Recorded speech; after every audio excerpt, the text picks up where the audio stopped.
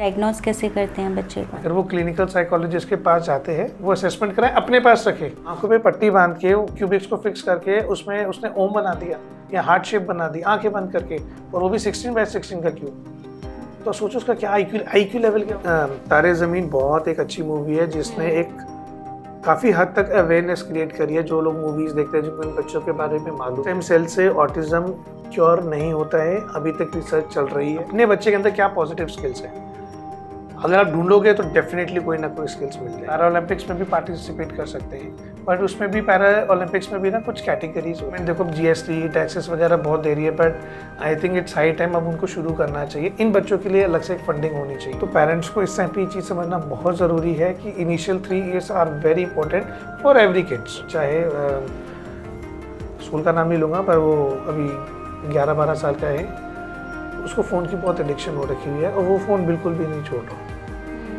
मुझे लगा शायद मेरे समझाने से समझ जाएगा, बट बिल्कुल नहीं समझता। कहता सर आप जो मर्जी कर लो, मैं फ़ोन नहीं दूँ।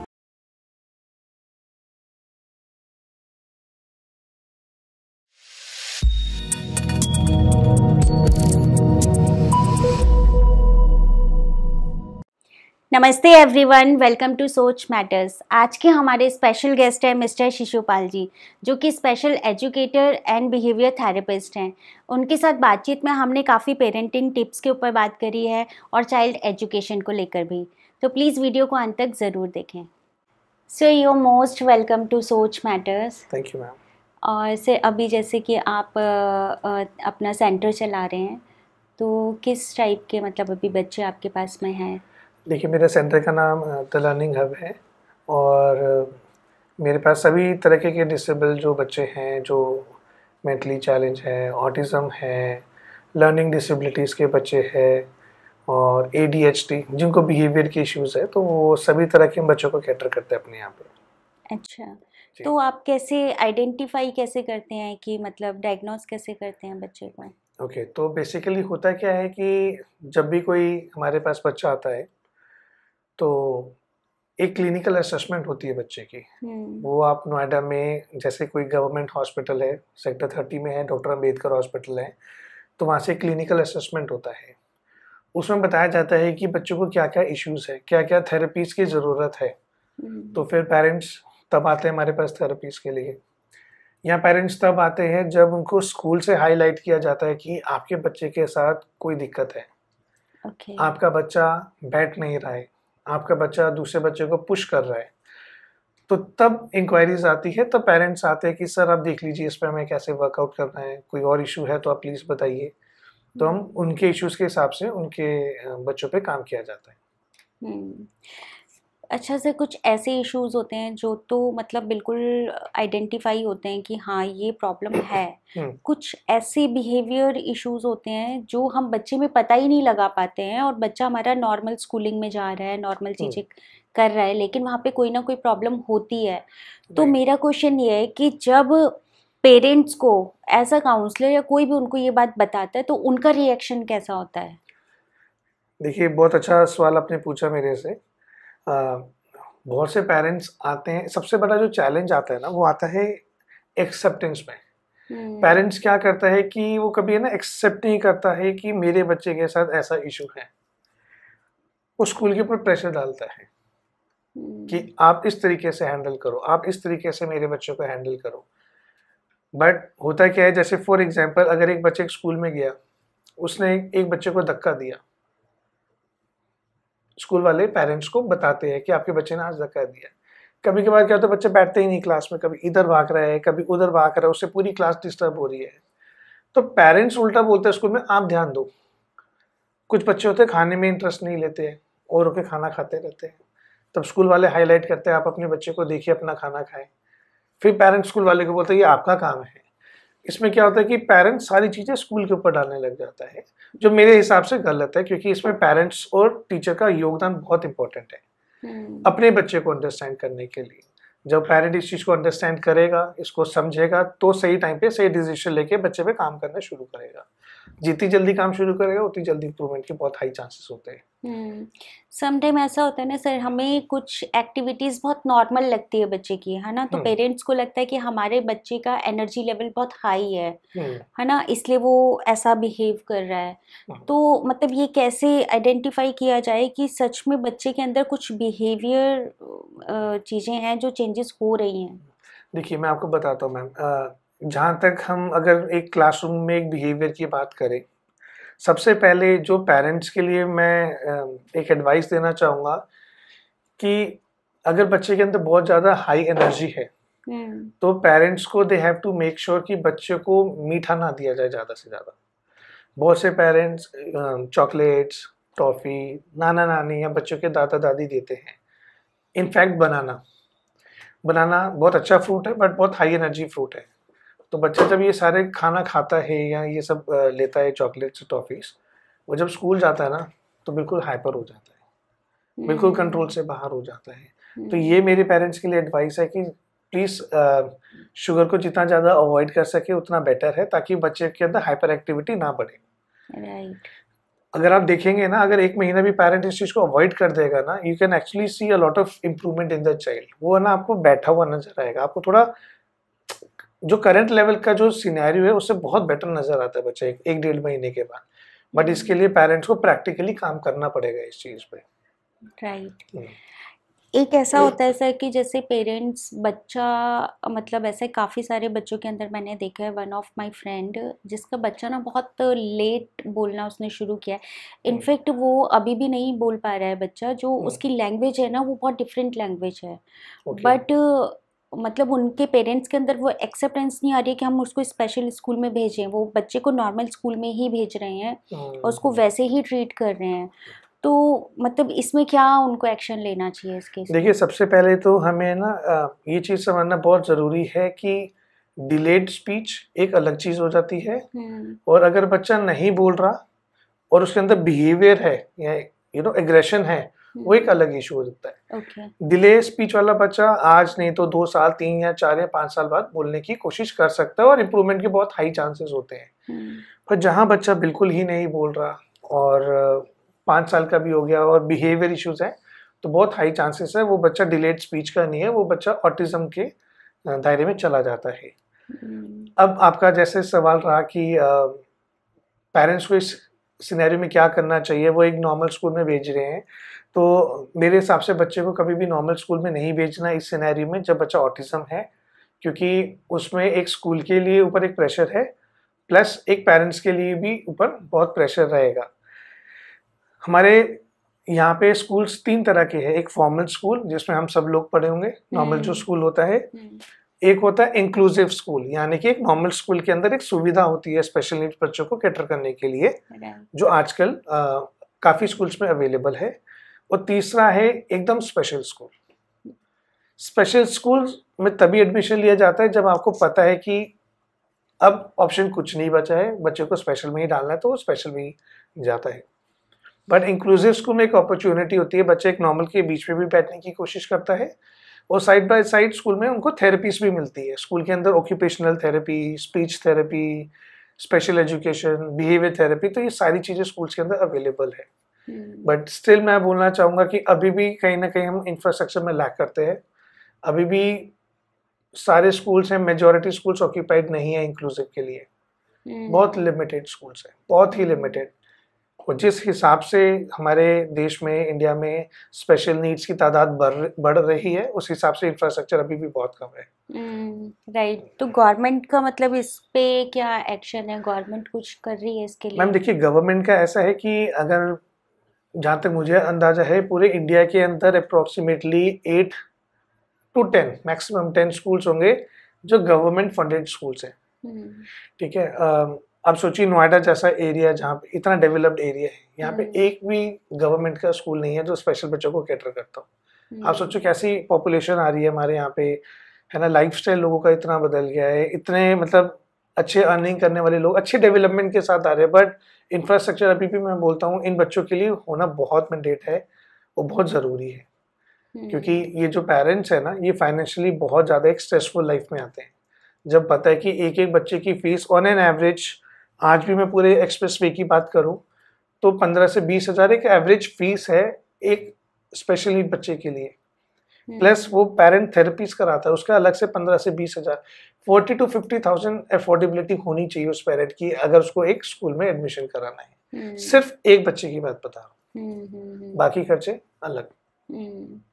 तो गवर्नमेंट की तरफ से मतलब ऐसा कुछ नहीं है कि हम जैसे देखा गया है कि एक साइकोलॉजिस्ट तो होती हैं, हर स्कूल में होती हैं या ये सब चीज़ें जी, तो इसके लिए अलग से क्या इंफ्रास्ट्रक्चर डेवलप होता है या किस तरीके से? बिल्कुल मैम, इसमें होता क्या है कि यहाँ तो गवर्नमेंट एक डेडिकेटेड स्पेशल स्कूल बनाए, ठीक है, बिल्कुल उन पेरेंट्स के लिए जहाँ पे जिनकी अफोर्डेबिलिटी नहीं है, क्योंकि पेरेंट्स गिव अप कर देते हैं, उनको पता है उनका बच्चा स्पेशल है बट उनके फाइनेंसेस इतने अच्छे नहीं है कि वो उसको कैटर कर पाए, तो वो तो लाइफ लॉन्ग प्रॉब्लम है ही है, उसमें बहुत इंप्रूवमेंट के तो कोई चांसेस ही नहीं है। पर जो अफोर्ड कर रहे हैं राइट, तो ऑब्वियसली बात है, जैसे मैंने आपको पता है अप्रोक्सीमेटली 40 to 50,000 रुपीज़ का एक एक्सपेंस है। अब रही बात इसकी जो आप बता रहे हैं कि क्या गवर्नमेंट का इसमें क्या रूल होना चाहिए, क्या करना चाहिए, तो डेफिनेटली एक तो स्पेशल स्कूल होना चाहिए, दूसरा जो इन्होंने अपनी एजुकेशन पॉलिसी में निकाला है एनईपी में कि एक काउंसलर और एक स्पीच थेरेपिस्ट होना मैंडेटरी है सभी सीबीएसई स्कूल्स के अंदर। आज भी 95% स्कूल के अंदर स्पीच थेरेपिस्ट नहीं है। नोएडा एनसीआर की अगर मैं बात करूं, नोएडा ग्रेटर नोएडा में 95% स्कूल्स के अंदर है ही नहीं, और डेफिनेटली कुछ चेंजेस जरूर नजर आए काफ़ी स्कूल्स में। काउंसलर्स डेफिनेटली भी स्कूल्स के अंदर हायरिंग होना स्टार्ट हो चुकी है और काफ़ी स्कूल्स में काउंसलर्स हैं। स्पेशल नीड्स के सिनेरियो में जो पेरेंट्स हैं उनका इमोशनल सेंटिमेंट्स कैसा होता है? मतलब मैंने देखा है काफ़ी लोगों के साथ, मेरा पर्सनल एक्सपीरियंस रहा है, तो वो बहुत ही मतलब डिफ़िकल्ट होता है बिकॉज एक एक्सेप्टेंस आना और फिर उसके बाद एक ट्रीटमेंट को लेके चलना, तो वो कितना चैलेंजिंग है उनके लिए। हमारी फील्ड में सबसे बड़ा चैलेंज यही है जो आपने जिक्र किया जिस चीज़ का, वो है एक्सेप्टेंस। क्योंकि बहुत से लोग थेरेपीज़ के लिए आते हैं, हमारे पास भी आते हैं, स्कूल्स में भी जाते हैं, पर ना एक्सेप्ट नहीं करते कि कोई चैलेंज है बच्चे में। वहाँ से ना सबसे बड़ी प्रॉब्लम स्टार्ट होती है। उससे क्या होता है, टाइम से थेरेपी स्टार्ट नहीं होती, बच्चा बहुत लेट होता है। आज भी बहुत एग्जांपल्स हैं हमारे पास जो आते हैं कि बस एक्सेप्ट नहीं करना है कि इस बच्चे को मे बी ऑटिज्म है या ADHD है। वो कहते हैं कि सर ये नॉर्मल है, पर आप इसको सिर्फ स्पीच करा दो। सर ये नॉर्मल है, आप सिर्फ इसके बिहेवियर पे काम कर दो, इसमें कोई प्रॉब्लम नहीं है। वो खुद से ही क्लीन चिट दे देते हैं। पर जैसे ही अगर मैं बोलूँगा आप किसी क्लिनिकल साइकोलॉजिस्ट के पास जाओ, वो बिल्कुल नहीं जाते। उनको डर है कि कहीं मेरे बच्चे पे कोई टैग ना लग जाए। Exactly. पर मेरा ऐसा मानना है, अगर वो क्लिनिकल साइकोलॉजिस्ट के पास जाते हैं, वो असेसमेंट कराए, अपने पास रखे, बट अपने आप को गलत होप ना दे। वहाँ से बहुत ज़्यादा प्रॉब्लम स्टार्ट हो जाती है। ये चीज़ें होती हैं जैसे हमें कुछ मिनिमम चीज़ें दिख रही है, एक होता है कि मैक्सिमम लार्ज स्केल पे हमें प्रॉब्लम नज़र आ रही है कि ये स्पेशल नीड है और यहाँ पे इस चीज़ की ज़रूरत है ना। तो वहाँ पे मेरा एक क्वेश्चन है कि हम उन बच्चों को अलग से थेरेपी देते हैं या अलग से एजुकेशन तो देते हैं, लेकिन जो हमारा समाज है वो उसका हिस्सा जब बनते हैं तो क्या हम उससे डील करना भी उनको सिखाते हैं? बिल्कुल कोशिश की जाती है, बट मोर और लेस अगर मैं आपको बताऊं कि ना, एक तो सोसाइटी के अंदर जैसे एक एक्सेप्टेंस का इश्यूज है ही है, दूसरा हमारी जो कम्युनिटी है या जिस समाज में हम रह रहे हैं वो इन चीज़ों को ना समझते नहीं। वो कहते हैं नॉर्मल है, इसका ताऊ लेट बोला था, इसका चाचा लेट बोला था, तो ये भी लेट बोल जाएगा, है ना। बहुत से लोग जब ये बच्चे मॉल में जाते हैं, मार्केट में जाते हैं, इनफैक्ट थिएटर में भी जाते हैं मूवीज़ देखने के लिए, तो थोड़ा अलग बिहेव करते हैं। तो जो बाकी जो लोग हैं ना, वो फेसेस बनाते हैं, क्या है माँ बाप कैसे नहीं संभालते बच्चे को, क्या है उनको संभालना नहीं आता बच्चों को, तो वो ऐसे सरकाज़म यूज़ करते हैं।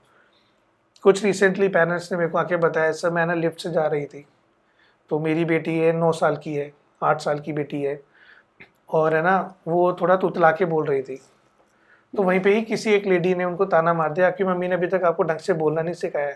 जस्ट इमेजिन एक लिफ्ट के अंदर जहाँ पे 4 लोग हैं, वो कोई माँ के ऊपर एक ऐसा क्वेश्चन कर दे, जो माँ रेगुलर थेरेपिस्ट ले रही है, मेहनत कर रही है बच्चे पे, सोचो उसके ऊपर क्या बीती होगी। कोई तीसरा इंसान बोलता है। तो समाज में ना इस चीज़ को समझना बहुत ज़रूरी है और हमें हर एक के लिए रिस्पेक्ट होना बहुत ज़रूरी है। मतलब हमारी सोसाइटी में ये ऐसे कुछ अवेयरनेस प्रोग्राम चलने चाहिए। बिल्कुल चलने चाहिए। आज नहीं तो कल को मान लो उन्हीं की फैमिली में कोई ऐसा कंसर्न आ गया, क्योंकि अब ये तो बढ़ता जा रहा है, कम तो हो नहीं रही है। बच्चे आ रहे हैं और बहुत हाई चांसेस के साथ आ रहे हैं, ऑटिज्म के साथ या ADHD के साथ। तो यहाँ पे सबको समझना बहुत ज़रूरी है। आप देखेंगे US देख लो, कनाडा देख लो, इस कंट्री में एक्सेप्टेंस है, उनको पता है इश्यूज हैं, वो काम भी करते हैं इस पे, वो बहुत ज़्यादा प्रैक्टिकल है इन चीज़ों को लेके। उनकी पॉलिसीज भी काफ़ी स्ट्रॉन्ग है, गवर्नमेंट के बेनिफिट्स बहुत हैं। अब देखो हमारे, अब गवर्नमेंट देखो GST टैक्सेस वगैरह बहुत दे रही है, but I think it's high time अब उनको शुरू करना चाहिए। इन बच्चों के लिए अलग से एक फंडिंग होनी चाहिए ताकि इनको हम कैटर कर सके इंडिया में। अच्छा सर, आप मुझे जैसे बच्चों की स्किल्स को लेके जो डेवलपमेंट आप करते हैं, कुछ ऐसा केस हो जो आप बताएंगे कैसे मतलब स्किल डेवलपमेंट में हेल्प करता है? देखिए, मैं आपको जनरली बता देता हूँ कि जो मैक्सिमम केसेस आते हैं हमारे पास, वो एक स्पीच डेवलपमेंट के लिए आते हैं कि सर इस बच्चे में प्रोग्रेस हमें चाहिए, हम आपके पास स्पीच के लिए आ रहे हैं।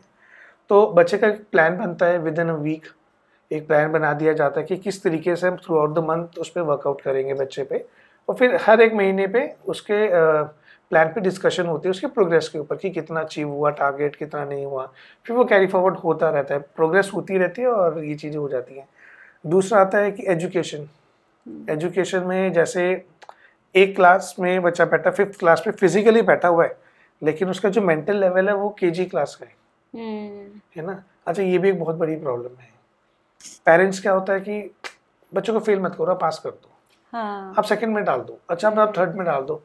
PTM में काउंसलर डिस्कस करता है कि आपको बच्चे को रोकना है या आपको बच्चे को प्रमोट करना है। अगर पेरेंट बोलता है प्रमोट करना है तो स्कूल प्रमोट कर देगा, स्कूल फेल नहीं कर सकता 8th क्लास तक। बट पेरेंट को अंडरस्टैंड करना है कि बच्चे का बेसिक क्लियर होना बहुत ज़रूरी है। बिल्कुल। अगर बच्चा, मेरे पास एक स्टूडेंट था 15-16 साल का, 10th के बोर्ड्स दे रहा है, but he doesn't know what is 35 + 46, उसको कैलकुलेशन ही नहीं आती है। जब मैंने पेरेंट्स से पूछा, सर वो ना हमारे जान पहचान वाला स्कूल था तो हमने वहाँ पे पास करवा दिया, हमारे पापा की रेफरेंसेस थे, हमने पास करवा दिया। इंडियन हैम्पर किसने किया? उस बच्चे ने किया। तो उससे बच्चे की लाइफ भी तो आगे बहुत इम्पैक्ट करती है। वो बच्चा इतना बड़ा होकर दुकान से भी अगर टॉफ़ी लेने जाएगा, उसको हिसाब ही नहीं आता क्या करना है, वो किताब भी नहीं खरीद सकता, कुछ भी नहीं कर सकता। तो बहुत चैलेंजेस हैं इस चीज़ पे, बट आई थिंक इसमें पेरेंट्स का बहुत बड़ा रोल है, एक्सेप्ट करना सही टाइम पे, दैट्स वेरी इंपॉर्टेंट।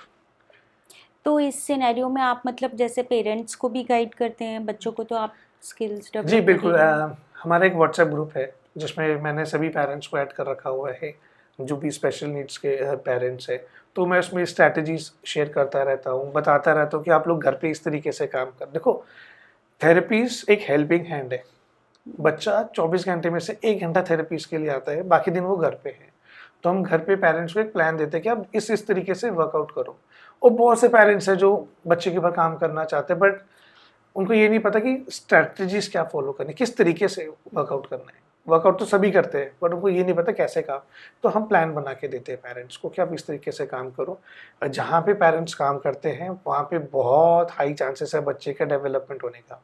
क्योंकि इस केस में तो ऐसा है कि जितनी एजुकेशन की ज़रूरत बच्चे को है, सेम एज उतना ही पेरेंट्स को भी है। बिल्कुल, कि how to deal with the child. आजकल मैम हस्बैंड वाइफ या मदर फादर दोनों वर्किंग ही रहते हैं पेरेंट्स, तो वहाँ पे थोड़ा चैलेंजिंग रहता ही रहता है। पर जहाँ पे अगर एक मदर ऑफिस छोड़ के बच्चे के साथ टाइम दे रही है, मान लो हाउस वाइफ है, तो वहाँ पे बहुत हाई चांसेस है कि बच्चे में इम्प्रूवमेंट आता ही आता है, क्योंकि मदर लग के काम करती है बच्चे के साथ। यही है कि मतलब जैसे मेरा जो एक एक्सपीरियंस रहा है, जो मेरी फ्रेंड है उसके चाइल्ड के साथ में, तो उसको मतलब जो उसके पेरेंट्स वगैरह हैं या जो बड़े लोग हैं, इन लॉज वगैरह, वो ये कहते थे कि आप अपने बच्चे से शायद बात नहीं कर रही हो। मतलब एक होता है कि हम रेगुलर टॉक कर रहे हैं सो दैट कि बच्चा उस लैंग्वेज को ग्रैब करे और फिर वो बोले। तो क्या ये सच में ऐसा है कि आजकल जो पेरेंट्स हैं वो बच्चों से बहुत ज़्यादा बात नहीं कर रहे हैं? देखिए, अभी होता क्या है कि अगर मदर फादर वर्किंग है ना, सबका वर्क फ्रॉम होम है, तो जब बच्चा बीच बीच में मम्मी पापा के पास बात करना चाहते हैं तो पेरेंट्स को भी लगता है कि काम इम्पैक्ट हो रहा है। वो एक रूम में ना टीवी चला देते हैं, उससे क्या होता है बच्चे का एक तो स्क्रीन टाइम बहुत ज़्यादा बढ़ जाता है, पूरा टाइम टीवी देखता रहेगा। अब एक साइड से टीवी बोल रहा है और एक साइड से आप बोल ही नहीं रहे, तो उसका काम क्या है, सिर्फ सुनना सुनना सुनना, तो कन्वर्सेशन ही नहीं हो रही, टू वे कम्युनिकेशन नहीं है। तो उससे क्या हो रहा है, बच्चा बोल ही नहीं रहा, स्पीच में डिले चल रहा है, सब कुछ चल रहा है। तो पेरेंट्स को इनिशियल स्टेज में इस चीज़ का बहुत ध्यान रखना है। जो बच्चे के पैदा होने से लेके जो पहले के 3-4 साल है ना, अगर पेरेंट वो दे देना, वो सक्सेसफुल है। उसके बाद जो मर्जी करो, जॉब करना जॉब करो, लाइफ एंजॉय करने। पर एक बार अगर बच्चा स्पेक्ट्रम के अंदर आ गया किसी भी रीज़न से, यहाँ कोई हाइपर हो गया बच्चा, ADHD बच्चा हो गया, वो फिर एक लाइफ लॉन्ग जर्नी हो जाती है पेरेंट के लिए। तो पेरेंट्स को इस टाइम पे ये चीज़ समझना बहुत ज़रूरी है कि initial 3 years are very important for every kids, चाहे वो नॉर्मल हो या स्पेशली जो भी हो, बस सभी के लिए पहले के 3 साल इज़ वेरी इंपॉर्टेंट। आप थोड़ा सा मतलब डिफाइन कर सकते हैं कि मतलब किस किस लेवल की स्पीच को लेके प्रॉब्लम्स होती है और कैसे आइडेंटिफाई करें? देखिए, सबसे पहले जो सबसे बड़ा जो रोल आता है ना, इसमें आता है एक प्ले स्कूल का। प्ले स्कूल ही आइडेंटिफाई करता है कि क्या आपका बच्चा ग्रुप में इन्वॉल्व हो रहा है, क्या वो सोशल हो रहा है, क्या ये जो बच्चा जिसने स्कूल में एडमिशन लिया है, क्या ये सबके सब बात करता है, बोलता है। स्पीच के काफ़ी इश्यूज होते हैं मैम। स्पीच में आता है जो बिल्कुल ही नहीं बोलता, दूसरा इशू आता है जो बोल रहा है बट 2-2 वर्ड बोल के चुप हो रहा है, जिसमें लैंग्वेज का प्रॉब्लम है। तीसरा है जो बच्चा स्टैमर कर रहा है या हकला रहा है। ये छोटे एज से लेकर बड़े एज तक ये इश्यूज रहते हैं स्पीच में। तो ये मेजर 3 इश्यूज आपको दिखते हैं। सबसे ज़्यादा दिखता है डिलेड स्पीच, कि बच्चा बोल ही नहीं रहा। अब ऑटिज्म की अगर मैं बात करूं, जो एक डिसेबिलिटी है, तो ऑटिज्म में आता है माइल्ड, जो बच्चा मैनेज करके क्लास में बैठ सकता है। एक होता है मॉडरेट, जहाँ पे चैलेंजेस थोड़े और ज़्यादा बढ़ जाते हैं।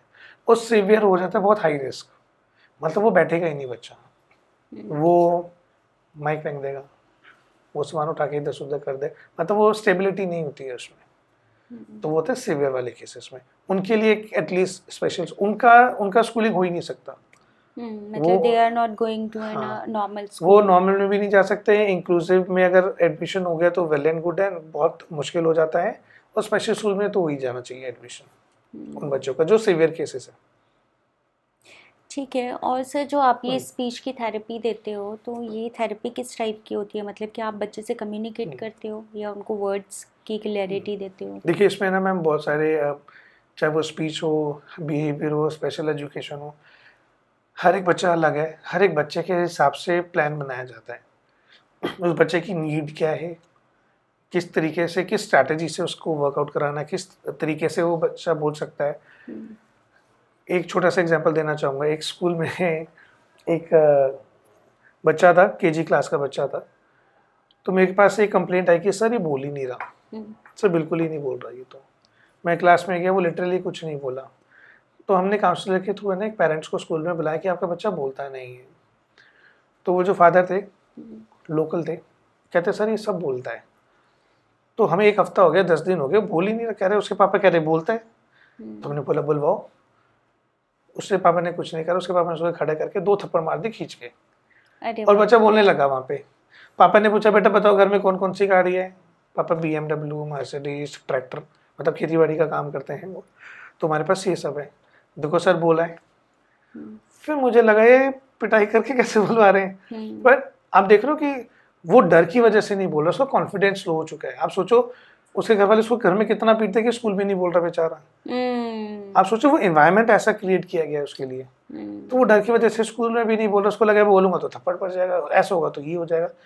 आप सोचो ऐसा ऐसा भी होता है। वो बच्चा नॉर्मल है, is very good, very nice, but वो डर की वजह से कॉन्फिडेंस लूज कर चुका है। तो हर तरीके के चैलेंजेस है मैम। ठीक है। और सर मेरे को ये भी जानना था कि हम जैसे स्पेशल नीड की बात कर रहे हैं, तो क्या हमें इनकी डाइट को भी मतलब कुछ फॉलो करना चाहिए? मैम डाइट में देखिए, अगर मैं आप मेरे से पर्सनली बोलेंगे तो काफ़ी लोग ग्लूटेन फ्री डाइट पे जाते हैं। और उसका एक अपना तरीका है कि कैसे वर्कआउट करना है उस पर, क्योंकि ग्लूटेन फ्री डाइट एक थोड़ा सा एक्सपेंस बढ़ जाता है उसमें पेरेंट्स का। और दूसरा उसका सक्सेसफुल रेट उतना नहीं है, बट सब ट्रायल पे चलता है। बट अगर मेरे से पर्सनली अगर आप पूछोगे तो मैं तो सिर्फ एक ही चीज़ के लिए मना करता हूँ, दैट इज़ शुगर का intake and banana. Because energy level high, energy level high होता है। और आप लिटरली पेरेंट्स को भी मैं यही बोलना चाहूँगा कि अगर वो 1 महीने भी इस चीज़ को कर लेंगे ना, they can actually see a very good result in them. आपको बच्चे में स्थिरता नज़र आ जाएगी, पेशेंस नज़र आ जाएगा, बच्चा बैठने लग जाएगा, इम्प्रूवमेंट के बहुत हाई चांसेस हो जाते हैं। एक ऐसा है कि देखिए आजकल जैसे सोशल मीडिया आप देखेंगे कि हर बच्चे के पास एक तो फ़ोन है ना। आजकल बच्चे पेरेंट्स क्या करते हैं कि हर बच्चे को फ़ोन पकड़ा देते हैं कि ठीक है आप थोड़ी देर ये फ़ोन पे इंगेज रहेगा, है ना। अब वो चाहे हम स्पेशल नीड की बात करें, चाहे हम नॉर्मल चाइल्ड की बात करें, है ना, वहाँ पे वो जो इतना ज़्यादा टाइम वो कंज्यूम कर रहा है थ्रू सोशल मीडिया या अपना आप देखेंगे मोबाइल पे है, तो क्या उस हैबिट्स का कुछ उन पे मेंटली इफ़ेक्ट पड़ता है? जी देखिए, उसमें ना दोनों चीज़ें हैं, अच्छी चीज़ भी है और बुरी चीज़ भी है। अच्छी चीज़ तब तक है जब तक वो उसमें कोई लर्निंग कंटेंट देख रहा है, क्योंकि आप देखोगे आजकल लोग हैं ना यूट्यूब से ही बहुत कुछ सीखते हैं, चाहे वो ABCD हो, 1 2 3 हो या राइम्स हो, ठीक है, क्योंकि पेरेंट्स इतना टाइम खुद भी नहीं दे पाता है ना, पर जितनी बहुत आसान तरीके यूट्यूब के थ्रू बच्चे सीख जाते हैं। बाकी डिपेंड करता है एज के ऊपर। अगर कोई बच्चा 12 साल से ऊपर का है, 10 साल के ऊपर है, फ़ोन का यूजेज है, तो देन दैट्स अ नेगेटिव। अगर कुछ सीख रहा है तो वेल एंड गुड, और अगर नहीं, बहुत से लोग डांस सीखते हैं वीडियो देख के, बहुत से लोग कुछ डायलॉग्स बोलना सीखते हैं उससे, तो ये है। पर नेगेटिव इम्पैक्ट भी रहता है डेफिनेटली। अभी एक छोटा सा एग्जांपल है, एक बच्चा है, स्कूल का नाम नहीं लूँगा, पर वो अभी 11-12 साल का है, उसको फ़ोन की बहुत एडिक्शन हो रखी हुई है और वो फ़ोन बिल्कुल भी नहीं छोड़ रहा। मुझे लगा शायद मेरे समझाने से समझ जाएगा, बट बिल्कुल नहीं समझता। वो कहता है सर आप जो मर्जी कर लो, मैं फ़ोन नहीं दूंगा। आप सोचो अगर बच्चा इतना ब्लंटली बोल रहा है, मम्मी फ़ोन ले लेगी तो मम्मी पे हाथ उठा देगा, पापा को फ़ोन मांगेंगे तो पापा को उल्टा सीधा गाली गलौज शुरू कर देगा। आप सोचो फ़ोन का ये एक्सट्रीम लेवल है। सर एक क्वेश्चन है कि जैसे आजकल आप बच्चे हैं मोबाइल पे तो वो रहते ही रहते हैं, है ना। अगर वो घर पे हैं, उनके हॉलीडेज़ हैं, तो या तो वो मोबाइल पे रहेंगे, नहीं तो फिर वो टीवी पे, और टीवी भी नहीं है तो फिर वो लैपटॉप पे। मतलब जो उनकी लाइफ है ना, वो स्क्रीन के उस पार देखना ज़्यादा पसंद कर रहे हैं। तो इस हैबिट्स को हम कैसे कम पहले ये बताओ कि ये उनकी लाइफ किसने बनाई बोली? ऑब्वियसली पेरेंट्स ने बनाई। अब पेरेंट्स को पता होना चाहिए फिर उसको कैसे डाइवर्ट करना है, राइट। देखिए इसमें क्या होता है कि बहुत सारे तरीके हैं, आप ज़रूरी नहीं है कि सब कुछ स्क्रीन के थ्रू, बहुत सारे एजुकेशनल टॉयज भी होते हैं। एक पेरेंट का बच्चे से बात करने के तरीके से ना बच्चा स्क्रीन को छोड़ सकता है, इट ऑल डिपेंड्स। काफ़ी लोग टीवी दिखा दिखा के खाना खिलाते हैं, जब तक टीवी चलेगा तब तक खाना चलेगा, टीवी बंद तो खाना बंद, राइट। पर हम उसको भी धीरे धीरे रिड्यूस कर सकते हैं। आप कंडीशंस लगा सकते हैं कि आप पहले खाना खा लो, उसके बाद एक बार बोलो तो सही, नेक्स्ट डे ट्राई करना। 3-4 दिन बोलना शुरू करोगे तो उसके माइंड में वो चीज़ फीड होती रहेगी, तो वो एक अटेम्प्ट लेगा बच्चा कि ठीक है मम्मी ने कंडीशन सेट करी, आई हैव टू ट्राई। तो एक ना एक दिन तो ट्राई करेगा ही करेगा। धीरे धीरे आप उसको स्क्रीन का टाइम आप रिड्यूस उससे भी कर सकते हो। बच्चों को बाहर लेके जाओ, पार्क में लेके जाओ, शाम को एक्सप्लोर कराओ बच्चों को, मार्केट लेके जाओ, मॉल लेके जाओ। टीवी यहाँ पे मतलब पेरेंट्स का काफी इम्पोर्टेंट रोल है। बिल्कुल। देखो आज के टाइम पे देखो, एक तो ये भी बहुत बड़ा इशू है सर कि मतलब बोथ पेरेंट्स आर वर्किंग, बिल्कुल, तो वो बहुत कम कम्युनिकेट कर पाते हैं। इनफैक्ट पेरेंट्स को लेके ना मुझे ये भी लगता है कि पेरेंट्स जो है ना वो अपने काम का बैगेज घर भी लेकर आते हैं। तो sometime they are also very frustrated कि वो बच्चे के साथ वैसा कम्युनिकेट ही नहीं कर पा रहे हैं, है ना। तो शायद ये भी एक रीज़न है कि बच्चे को ऑन स्क्रीन ज़्यादा चीज़ें बेटर लगती हैं।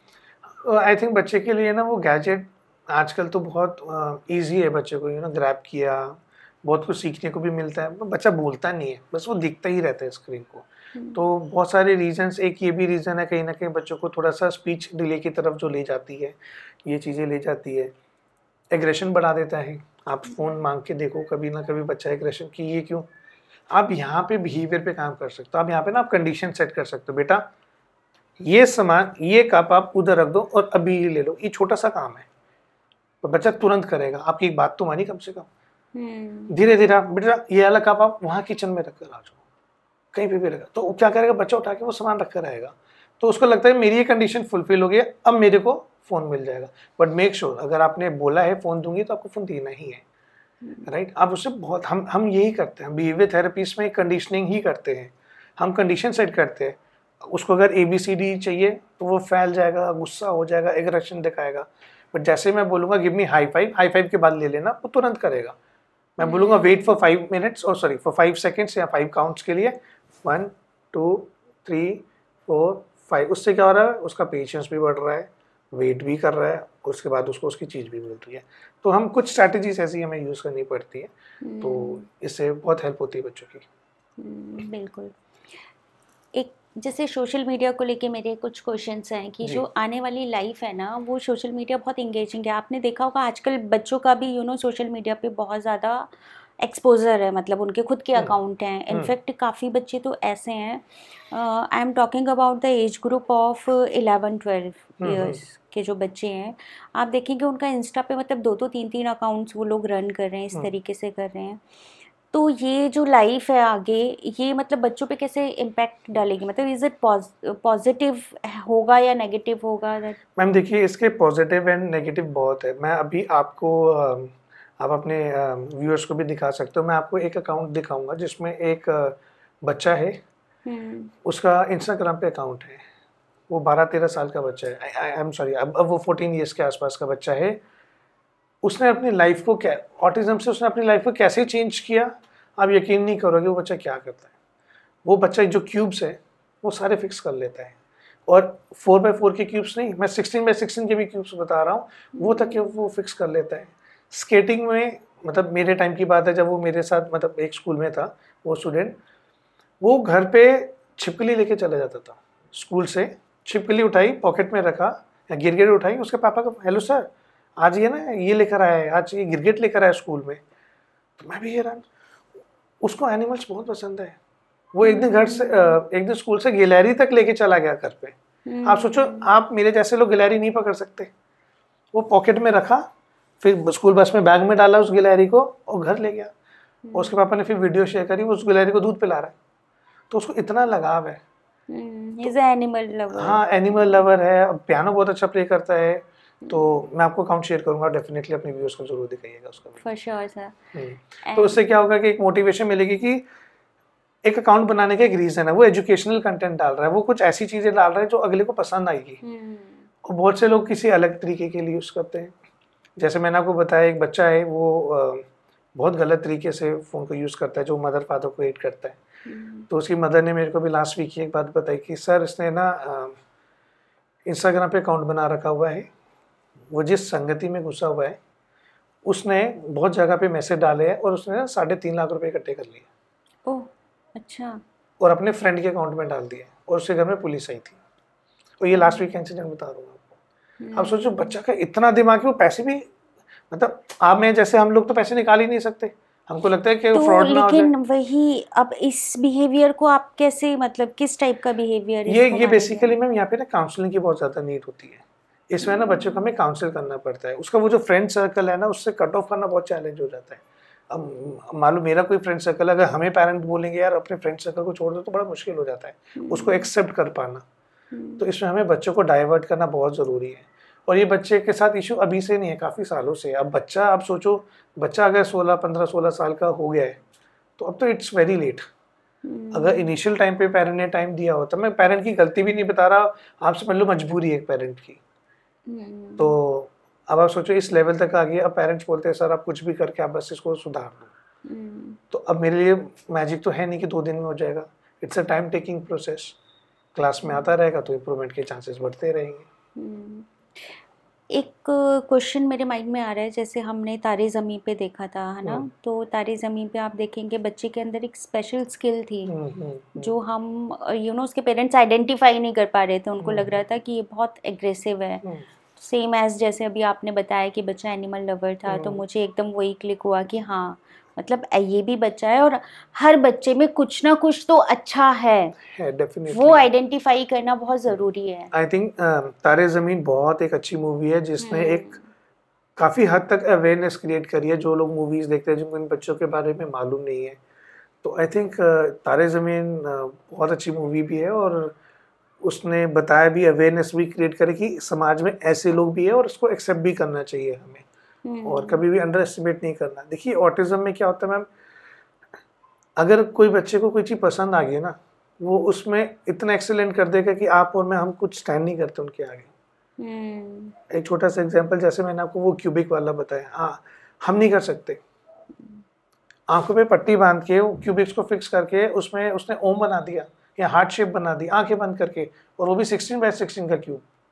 तो सोचो उसका क्या आईक्यू लेवल क्या होगा। तो जिसमें टैलेंट है उसमें बहुत अच्छा टैलेंट है, और जिसमें टैलेंट नहीं है तो कोई बात नहीं। बट कहीं ना कहीं हम बच्चों को लाइफ स्किल्स सिखाने की कोशिश करते कि इंडिपेंडेंटली आना जाना वो कर सके, अपने अपने खाने पीने का सारा ध्यान खुद रख सके, कपड़े चेंज कर सके। तो हम लाइफ स्किल्स सिखाते हैं बच्चों को, यूँ तो बड़े होते रहते बच्चे। एक क्वेश्चन है मेरे माइंड में सर, पता नहीं बार बार आता है कि जब हम शादी करते हैं, आफ्टर मैरिज जब हम प्लान कर रहे होते हैं कि हाँ now we become a parent, तो उससे पहले मुझे लगता है कि हर पेरेंट को ना एक अवेयरनेस प्रोग्राम में जाना चाहिए। मुझे नहीं पता अभी गवर्नमेंट कितनी ऐसे प्रोग्राम्स चला रही है या क्या अवेयरनेस मिल रही है वो चाइल्ड एजुकेशन को लेकर, और चाइल्ड की जो स्पेशल स्किल्स है उनको आइडेंटिफाई करने को लेकर। बिकॉज आज की जो जनरेशन है ना, मतलब हम सभी लोग वर्किंग है ना, तो हम समटाइम हम खुद ही नहीं डिफाइन कर पाते कि हम एक अच्छे पेरेंट बने, या मतलब हम एक अच्छे अगर एज अ वुमेन है तो हम अच्छे बहू बने, या फिर मतलब हम अच्छे क्या बने। तो वो बहुत मुश्किल हो जाता है चीज़ों को डिफाइन करना। तो ऐसे क्या कोई अवेयरनेस प्रोग्राम्स भी आप चलाते हैं? मैम देखिए हम तो अभी ऐसा क्योंकि देखिए ये जो है इसमें गवर्नमेंट प्लस सभी हॉस्पिटल्स को इनिशिएटिव लेना चाहिए। जिस तरीके से सभी हॉस्पिटल्स ने स्टेम सेल्स को लेके एक इनिशिएटिव लिया हुआ है, प्रेगनेंसी का जो ड्यूरेशन होता है लास्ट मंथ जिसको बोलते हैं प्रेगनेंसी का, तब एक वर्कशॉप कंडक्ट करी जाती है, सभी लेडीज़ को बताया जाता है अबाउट स्टेम सेल्स, उससे हम कैसे पुरानी बीमारी को रिकवर कर सकते हैं। बट एक अवेयरनेस के लिए बताना चाहता हूँ कि स्टेम सेल से ऑटिज़म क्योर नहीं होता है, अभी तक रिसर्च चल रही है। बहुत से लोग 10-10, 12-12 लाख रुपए खर्च करके मुंबई जाते हैं एक ट्रीटमेंट के लिए, और उसमें ना अंडरटेकिंग साइन करवा लेते हैं कि इसकी कोई गारंटी नहीं है कि बच्चा ठीक होगा। वो लोग जाते हैं, मेरे नोन टू में काफ़ी लोग गए हैं, आज भी जाते हैं। उनको बस एक उम्मीद होती है कि बच्चा ठीक हो जाए, और मैं चाहता हूँ ठीक ही हो जाए। बिल्कुल। पर ऑटिज्म में आज तक पढ़ाई चल रही है, इस चीज़ में स्टडीज चल रही है यूएस में, लेकिन अभी तक रीज़न ही नहीं पता कि इसका क्या है। जब रीज़न नहीं पता तो क्योर कैसे कर लोगे आप? तो खैर ऑल्दो वो सारी चीज़ें बंद हो गई है मुंबई में, उन डॉक्टर को जेल भी हो गई है, बट ये अफवाह पे ना जाए तो बहुत ज़्यादा बेटर है। अब रही बात उस प्रोग्राम की जो आप बता रहे थे, स्टेम सेल्स के थ्रू तो नहीं होता ये क्योर, और मेरे हिसाब से गवर्नमेंट को एक इनिशिएटिव लेना चाहिए। देखिए मैम स्पेशल नीड्स का ना अभी तक ये नहीं पता कि होता क्यों है। तो जो प्रेगनेंसी का पीरियड होता है ना, उसमें काफ़ी चीज़ों का ध्यान रखना होता है, जैसे बोलते हैं ना, मदर इन लॉ वगैरह बोल देती है ज़्यादा वेट नहीं उठाना है, सीढ़ियाँ नहीं चढ़नी है, अपना ध्यान देना है, थकना नहीं है। एक ये रीज़न होता है, कोई इंजरी ना हो जाए, कहीं गिर ना जाओ। तो इससे क्या होता है कि जब चोट लगती है तो बच्चे के दिमाग में भी चोट लग सकती है ना, अगर आपको इंजरी होती है तो। दूसरा एक होता है कि डिलीवरी के टाइम पे थोड़े से चांसेस तब हाई हो जाते हैं जब एक कोई नॉर्मल डिलीवरी के लिए प्लान करता है, या कोई वैक्यूम के थ्रू अगर कोई डिलीवरी होती है, और बच्चे का जब पुश करते हैं तो पंप से अगर ब्रेन की नस दब जाती है तो ब्लड सर्कुलेट नहीं हो पाता है। उस वजह से क्या होता है कि बच्चा लेट रोता है। तभी बोला जाता है कि बच्चे का इमीडिएट रोना बहुत ज़रूरी होता है। तो ये एक रीज़न है कि बच्चे को रोना ज़रूरी क्यों है, वो इसीलिए होता है कि कहीं डेवलपमेंट डिले ना हो जाए। उसके बाद से डेवलपमेंट डिले हो जाता है, बच्चे लेट चलना शुरू करेंगे, लेट वॉक करना शुरू करेंगे, लेट बोलना शुरू करेंगे, पढ़ाई में बहुत इम्पैक्ट आता है, तो अंडरस्टैंडिंग में बहुत इश्यूज आते हैं बच्चों के, वहाँ से डेवलपमेंटल डिले शुरू हो जाता है। तो ये सारी रीजंस है, बट अभी तक पढ़ाई चल रही है, इसमें स्टडी चल रही है फिलहाल। अच्छा, पेरेंट्स का क्या वो रहता है? मुझे ऐसा लगता है कि स्पेशल नीड्स के साथ में जब आप डील कर रहे होते हैं ना, तो मुझे लगता है बच्चे से ज़्यादा पेरेंट्स सफ़र कर रहे होते हैं। बिल्कुल। तो आप ऐसे पेरेंट्स के साथ में कोई ऐसा केस हो जहाँ आपको बहुत लगा हो कि हाँ कैसे डील करें यहाँ पे? मैम देखिए, दो तरीके हैं। एक तो जो मेरे को समझ में आता है, एक तो सबसे पहला होता है कि एक्सेप्ट करना है कि बच्चे के साथ ये इशू है, तो वो एनीवेज बहुत बड़ा एक स्टेप होता है पेरेंट को एक्सेप्ट करना। और उसके लिए ना फिर पेरेंट बहुत स्ट्रेस में भी चले जाते हैं। कुछ है नोन टू में पेरेंट्स जो अभी भी डिप्रेशन की दवाइयाँ ले रहे हैं, मदर्स ले रही हैं, क्योंकि उनके बाकी सारे 2 बच्चे जो पहले के हो रखे हैं वो सब ठीक है, पर तीसरे में ऐसा प्रॉब्लम। तो एक तो ये है, और जो सबसे बड़ा रीज़न है डेफिनेटली वो एक फाइनेंसेस है, क्योंकि हर एक की अफोर्डेबिलिटी नहीं होती उतनी की है सब कुछ। पर पेरेंट्स फिर भी कुछ ना कुछ करके बेचारे वो बहुत मेहनत करते हैं कि बस बच्चा ठीक होना चाहिए। तो ये हाँ, तो हम उनको पेरेंट्स को काउंसिल करते हैं, जहाँ नीड होती है वहाँ पे मतलब मैं भी अपने कहीं व्हाट्सएप ग्रुप में, जो पेरेंट्स का ग्रुप है, तो उसमें जितना मेरी तरफ से हो सके मैं हेल्प करता हूँ। मैं फ्री में सेशंस प्रोवाइड कराता हूँ। बस उसके लिए कुछ क्वेश्चंस और आंसर्स देने होते हैं, जस्ट टू नो कि उन पेरेंट को अपने बच्चे के बारे में कितना आइडिया है, या ऑटिज्म के बारे में क्या आइडिया है, कितना आइडिया है। कुछ क्वेश्चंस पूछता हूँ, अगर सही आंसर्स देते हैं फिर मैं उनको अपने सेंटर पे एक फ्री मंथली, लेट्स सपोज अपने तरीके से आप समझ लो कि मैं हेल्प कर रहा हूँ कि 1 महीने की फीस नहीं चार्ज करता हूँ उनको, या मे बी 2 महीना, डिपेंड करता है कि क्या ऑफर मैंने निकाला हुआ है। तो अपनी तरीके से जो मैं कर सकता हूँ वो मैं करता हूँ। बाकी किसी पेरेंट्स को फाइनेंशियली इतना इशू होता है तो और भी जगह मैं रिकमेंड कर देता हूँ जहाँ पे उनको इकोनॉमिकली भी थोड़ा अच्छा रहे। सर जैसे स्पेशल नीड की बात करें तो इनकी जॉब या एम्प्लॉयमेंट को लेके भी कोई फैसिलिटीज़ होती हैं? मैम इनकी एम्प्लॉयमेंट को लेके डेफिनेटली होती है। काफ़ी मल्टीनेशनल कंपनीज जैसे TCS हो गया, इन्फोसिस हो गया, अगर आपका बच्चा एक्सपर्ट है ना कंप्यूटर्स में, तो डेफिनेटली वो ऑटिज्म का भी अगर बच्चा है तो they will definitely hire them. Skills होनी चाहिए। देखिए, पेरेंट्स को आइडेंटिफाई करना बहुत ज़रूरी है कि उस बच्चे के अपने बच्चे के अंदर क्या पॉजिटिव स्किल्स हैं। अगर आप ढूंढोगे तो डेफिनेटली कोई ना कोई स्किल्स मिल जाएगी, चाहे वो बच्चा स्विमिंग में हो, चाहे वो स्पोर्ट्स में हो, चाहे वो कंप्यूटर्स में हो। बट देखिए, कंप्यूटर का एक यूज़ तरीका आना चाहिए कि किस तरीके से यूज़ करना। अब आप यूट्यूब भी दिखाते रहोगे तो फिर क्या करेगा बच्चा। But you have to make sure, या पेरेंट्स को they have to make sure कि कुछ ना कुछ कला होती है बच्चे के अंदर, they have to identify them. जब वो पहचान कर लेंगे तो उस डायरेक्शन में वो लेके जा सकते हैं। बहुत से बच्चे, अब मैं आपको बताता हूँ, एक है ना यहाँ पे एम्प्लॉयमेंट के लिए एक ब्लाइंड के लिए एक रेस्टोरेंट है जो दिल्ली में है, एक हडसन लेन है नॉर्थ कैंपस में। वहाँ पे एक इकोस कैफ़े के नाम से है। वो बोल नहीं सकते, वो सुन नहीं सकते, बट वहाँ पे सभी लोग आते हैं, साइन लैंग्वेज से ऑर्डर देते हैं उनको और वो खाना प्लेस करते हैं उनके लिए। तो बहुत अच्छा एक इनिशिएटिव है जिसने भी ये स्टार्ट किया। तो ये बहुत अच्छा, तो मेरे को भी देखिए बड़ा अच्छा लगता है कि एटलीस्ट हमारे ये बच्चे हैं, ये कहीं ना कहीं कैपेबल हैं कुछ ना कुछ करने के। But we just have to figure out कि कौन सा बच्चा कहाँ पे होगा। तो एक ये है। बिल्कुल। अभी बात करते करते मतलब मुझे एक एक्सपीरियंस याद आया कि मेरे पास ना जॉब के लिए एक बच्चा आया था। तो जब मैंने उसका इंटरव्यू लिया, he was behaving like a normal, है ना, कि मतलब एक बहुत जिसे कहते हैं ना कि बहुत ही एम्बिशियस, सुपर एम्बिशियस बच्चा वो लग रहा था। और काफ़ी उसने बातें करी कि मतलब मैं बहुत अच्छा कर सकता हूँ लाइफ में, मेरे बहुत हाई गोल्स हैं, ये वो। तो मैं उसको आइडेंटिफाई नहीं कर पाई एंड मैंने उसको जॉब पे रख लिया। बट आफ्टर सम टाइम क्या हुआ कि जैसे ट्रेनिंग्स हुई, उनको पूरी ट्रेनिंग दी और समझाया। तो अच्छा, वो ट्रेनिंग का जो पार्ट था ना, जितना ट्रेनिंग हमने उनको सिखाया था, वो एज इट इज़ का मतलब जैसे होता है ना कट कॉपी पेस्ट, वो कर रहे थे। और इनफैक्ट आप बिलीव नहीं करोगे, वो बच्चा he is also special need, लेकिन उसने इतनी मेहनत करी कि वो मतलब जैसे कहते हैं ना कि ओपन मार्केटिंग भी वो कर रहा था, और वो बातों लोगों से कम्युनिकेट कर रहा और सारी चीज़ें बातें कर रहा इस तरीके से कि हाँ ऐसा है। उसके पेरेंट्स जब वो घर पहुंच जाते थे ऑफिस तो भी मुझे कॉल करते थे, और जब वो वहाँ से निकल रहे तो कहते थे मैम प्लीज़ एक बार ही हमें इन्फॉर्म ज़रूर कर देना। तो पहले तो मुझे लगा कि मतलब इतना छोटा बच्चा नहीं है, वो जॉब कर रहा है, तो आप मेरे को बार बार ऐसे क्यों कहते हो। फिर उनके पेरेंट्स मेरे पास में आए, तब उन्होंने बताया कि हमारे बच्चे में कुछ कुछ ऐसे हाँ चैलेंजेस हैं, लेकिन मैं उस बच्चे को नहीं समझ पाई थी कि उसमें ये चैलेंजेस है। इनफैक्ट वो करते करते एक टाइम ऐसा आया था, और इनफैक्ट वो आया भी सेल्स में था और वो बहुत अच्छा करने लग गया था धीरे धीरे।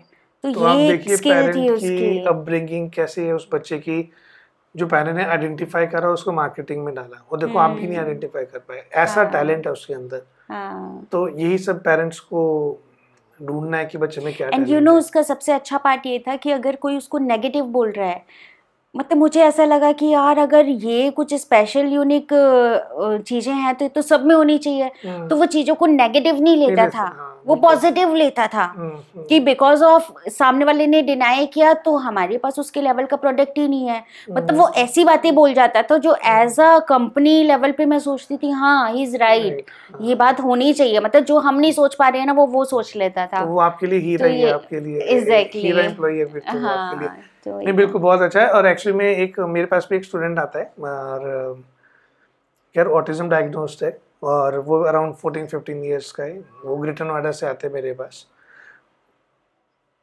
एक्चुअली ना पेरेंट के अंदर एक डर होता है कि यार मैं अपने बच्चों को इंडिपेंडेंटली कैसे भेजूं, तो मैंने उनकी मदर से बात करी, मैंने बोला मैम इसको है ना मैं ना कैब से भेजूंगा आपके पास वापस ग्रेटर नोएडा। नहीं सर मत करो, कैब से मत करो प्लीज़, डर लगता है पेरेंट को कि ये पहला स्टेप है और कभी गया नहीं गाड़ी से। तो उसका ना मैंने हफ्ता भर 5-6 दिन सॉरी महीना भर मैक्सिमम धीरे धीरे स्टार्ट किया, तो वो है ना कैब से जाने लगा घर पे, तो पेरेंट के अंदर एक कॉन्फिडेंस आया। फिर मैं बोला मैम नेक्स्ट स्टेप पे चलते हैं, तो कहते क्या, मैंने बोला कि अब मैंने इसको मेट्रो से भेजता हूँ मैं ग्रेटर नोएडा। नहीं नहीं नहीं शिशुपाल सर ऐसे मत करो, हाँ मुझे बता देना, हम कुछ भी एक ग्रुप बना लो, मेरे को डर लग रहा है। तो उनको बहुत डर लग रहा है, तो अब अगर वो आज वीडियो देख रही होंगी तो हंस रही होंगी कि अब वो क्या करता है, वो मेरे पास रेगुलर आता है, अपने आप निकलता है सेंटर से, रोड क्रॉस करता है, मेट्रो में बैठता है, रिचार्ज करता है, मैं तो रिचार्ज करा लेता है, उसको इतना सब अंडरस्टैंडिंग है, और अपना ग्रेटर नोएडा चले जाता है। तो अब इतनी प्रैक्टिस करने के बाद अब उस बच्चे को कम से कम 5-6 महीना हो गया लगभग, तो अब उसके अंदर वो कॉन्सेप्ट आ गया कि मुझे मेट्रो में, जब तक आप एक्सपोजर नहीं दोगे ना बच्चे को वो नहीं आएगा। बिल्कुल। एक हफ्ता लगा मैं रोड क्रॉस करने सिखाने में, बट करा तभी तो सीखा ना। तो पेरेंट्स को ये छोटी छोटी चीजें करनी पड़ेंगी, स्टेप्स लेने पड़ेंगे। अपने आप बैठे बैठे आप सोचोगे वो रोड क्रॉस कर लेगा मेट्रो, ऐसे नहीं होगा। यहाँ पे कहीं ना कहीं पेरेंट्स को भी मतलब वो ट्रस्ट डेवलप करना पड़ेगा कि हमारा बच्चा कर सकता है। मैं एक्चुअली क्या करता था, उस बच्चे के पीछे एक स्टाफ को छोड़ देता था। स्टाफ है ना दूर दूर से छिप छिप के देखता था कि कहीं गलत तो नहीं जा रहा, कहीं गाड़ी आ रही है, रोड क्रॉस गलत तो नहीं कर रहा। और उस बच्चे को बिल्कुल भी सेंस नहीं है कि उसको पीछे हम फॉलो कर रहे हैं। जब उसके अंदर खुद ही कॉन्फिडेंस आ गया तो हमने ही छोड़ दिया कि यार पीछे अब हम नहीं जाएंगे, अब वो खुद करेगा। तो वो करने लगे, बहुत अच्छा मोमेंटम बना। एंड हमें भी खुद भी इतना अच्छा फील होता है जब बच्चा एक प्रोग्रेस की तरफ जाता है। लेकिन आज भी अगर मैं उसकी मदर को बोलूँगा ग्रेटर नोएडा से छोड़ दो उसको अकेले, तो नहीं सर मुझे डर लग रहा है, आप वहीं से भेजो जो उसने सीखा हुआ है, वहाँ से थोड़ा सा उनको चैलेंज लगता है। पर मुझे पता है मैं 2 दिन जाऊँगा वहाँ से कराऊंगा तो वो कर भी लेगा, क्योंकि मुझे पता है उस बच्चे के अंदर इतना कॉन्फिडेंस है, ही कैन डू इट। तो ये तो बहुत अच्छे एक्सपीरियंसेस रहे मेरे बच्चों के साथ। बस अब एक ऑटिज्म एक ऐसी चीज़ है जो आजकल मतलब बहुत ज़्यादा ट्रेंडिंग हो चुका है, बच्चों में बहुत इश्यूज आ रहे हैं। भगवान करे सब ठीक रहे, कभी ऐसे इश्यूज ना आए, बट ये लाइफ है। अच्छा, ऐसे बच्चों के लिए क्या कोई स्पोर्ट्स में भी एक्टिविटीज़ होती हैं, जैसे मतलब अपना ये ओलंपिक्स हो गए नेशनल लेवल हाँ, पे? अभी आप देखिए पैरा ओलंपिक्स में इंडिया ने कितना अच्छा परफॉर्म करा, लास्ट मंथ की बात है। तो सही गाइडेंस से सही ट्रेनर के पास जाके आप डेफिनेटली बच्चे की स्किल्स अपग्रेड कर सकते हो और पैरा ओलंपिक्स में भी पार्टिसिपेट कर सकते हैं। बट उसमें भी पैरा ओलंपिक्स में भी ना कुछ कैटेगरीज होती हैं, जैसे कि फिजिकल डिसेबिलिटी हो गया या इम्पेयरमेंट हो गया, है ना। हियरिंग इम्पेयरमेंट का एक अलग होता है, जो वॉक नहीं कर पाते, जो व्हील चेयर पे होता है, उनके लिए एक अलग टूर्नामेंट्स होते हैं। फुटबॉल के भी होते हैं, उसमें रनिंग के भी होते हैं। तो हर तरह के टूर्नामेंट्स होते हैं नेशनल लेवल पे। बट मेन मुद्दा ये कि पेरेंट्स को इनिशियली बच्चों को पुश करना है एक स्पोर्ट्स की तरफ। जब आप करोगे, जब आपको समझ में आएगा कि बच्चा इंटरेस्ट ले रहा है, देन डेफिनेटली अपॉर्चुनिटीज बहुत है इसमें। पेरेंट्स को आइडेंटिफाई करना है, सही अप्रोच करनी है, तो बच्चे वंडर्स कर सकते, दे कैन डू वंडर्स। आप अपनी तरफ से पेरेंट्स को क्या सजेशंस देना चाहते हैं?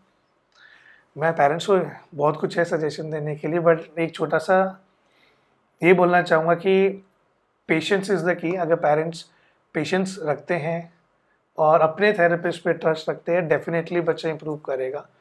और जो न्यू पेरेंट्स होते हैं, जो फर्स्ट टाइम जिनको लगता है कि बच्चे में इशू है, अगर वो टाइम से एक्सेप्टेंस अगर उनके अंदर आ जाती है तो बहुत अच्छी चीज़ रहती है। हमें लगता है कि बहुत हाई चांसेस है बच्चे में इम्प्रूवमेंट के। बट जब पेरेंट्स 7-8 साल बाद एक एक्सेप्ट करता है कि हाँ कुछ इश्यूज है, तो बहुत लेट हो चुका होता है, क्योंकि डेवलपमेंटल एज होती है 6 to 7 ईयर्स तक। जो बच्चे को हम 7 साल तक जितना सिखा सकते हैं वो बच्चा सीख जाता है, बट उसके बाद भी डेवलपमेंट होती है, पर स्लो हो जाता है प्रोसेस। तो मेरा पेरेंट्स के लिए सिर्फ यही मैसेज है कि हिम्मत रखें, पेशेंस रखें डेफिनेटली। एंड मैं बताता हूँ कि जो पेरेंट्स से बेस्ट थेरेपिस्ट कोई थेरेपिस्ट नहीं होता। जो मदर फादर एक अपने बच्चे के लिए कर सकते हैं ना, वो कोई थेरेपिस्ट नहीं कर सकता। ऑल्दो थेरेपिस्ट मेहनत करता है, अटैचमेंट सब करते हैं, बट आई थिंक माँ बाप से बड़ा थेरेपिस्ट कोई नहीं है। एंड सर हर बच्चा स्पेशल है और हर बच्चे के अंदर कुछ ना कुछ यूनिकनेस है। बिल्कुल बिल्कुल, बस उसको आइडेंटिफाई करें। मैं चाहता हूँ पेरेंट्स है ना पॉजिटिव रहे, कभी भी इस चीज़ को लेके स्ट्रेस में ना रहे। आई नो मेरा इस टाइम पे बोलना बहुत इजी है क्योंकि I am not going through this, but मेरे को लगता है कि पेरेंट्स को पॉजिटिव और अपने ऊपर काम करना बहुत ज़रूरी है। खुद योगा करे, मेडिटेशन करे, माइंड को थोड़ा सा पीस दे, रिलैक्स करे। आई नो काफ़ी फ्रस्ट्रेटिंग हो जाता है कि एक मदर अगर पूरे दिन बच्चे को देख रही है तो वी डू अंडरस्टैंड, बहुत फ्रस्ट्रेशन होती है। पर अगर पेरेंट्स अगर बच्चा स्कूल जा रहा है तो आधा एक घंटा अपने लिए टाइम निकाले। ये ना करे कि साफ सफाई में लगे, बर्तन धोने में लगे, खाना बना। 1 घंटा एटलीस्ट अपने आप को टाइम दे। जब माइंड को पीस मिलेगा ना, तो यू विल थिंक पॉजिटिव करोगे तो बच्चे के साथ भी बहुत अच्छे से काम करोगे। तो आई थिंक पेरेंट्स को मैक्सिमम एक दिन में अगर आधा घंटा भी अपने बच्चे के साथ काम करे, बहुत ज़्यादा नहीं कह रहा, हाफ एन आवर। और ये मेरा फादर्स के लिए भी एक मैसेज है जो बिल्कुल टाइम नहीं देते।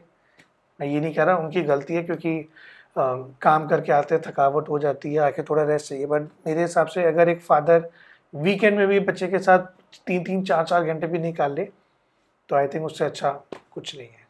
डेफिनेटली बच्चों में प्रोग्रेस नजर आएगा। बहुत अच्छा। तो सर बहुत अच्छा लगा आपसे बात करके, कैसे टाइम निकल गया पता ही नहीं चला, है ना। तो आप बहुत अच्छा काम कर रहे हैं और ऐसे ही अवेयरनेस फैलाते रहें। थैंक यू सो मच, आप हमारे पॉडकास्ट में आए। Thank you so much.